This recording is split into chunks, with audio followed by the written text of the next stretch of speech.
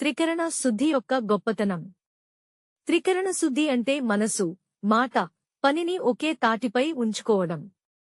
ఈ మూడు కూడా మానవునికి అవసరమైన సాధనాలు: ఆలోచన, వ్యక్తీకరణ, ఆచరణ.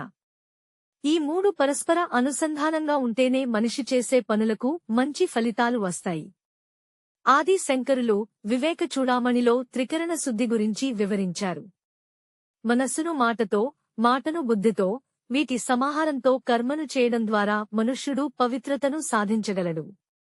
మహాత్ములు తమ ఆలోచనలను స్వచ్ఛంగా ఉంచి, వాటినే మాటల ద్వారా వెల్లడించి, అదే ప్రకారం ఆచరిస్తారు. కాబట్టి వారి కార్యాలు ప్రజల మేలుకు ఉపయోగపడతాయి. అయితే సాధారణ మానవులకు త్రికరణ శుద్ధి సాధ్యపడకపోవచ్చు. మనసులోని ఆలోచనలు మాటల ద్వారా వెలువడే సమయానికి మారిపోవచ్చు లేదా ఆచరణలో పొరపాట్లు జరగవచ్చు.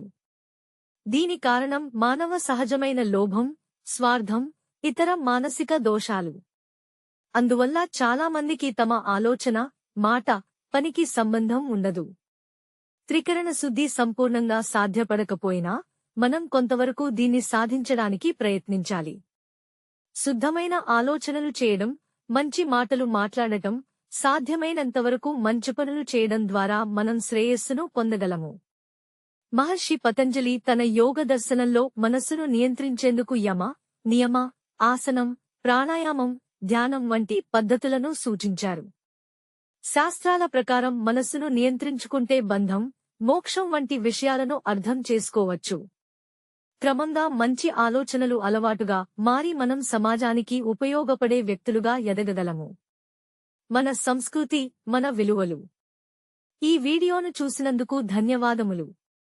ఈ వీడియో మీకు నచ్చినట్లయితే దయచేసి లైక్, షేర్ మరియు సబ్స్క్రైబ్ చేయండి.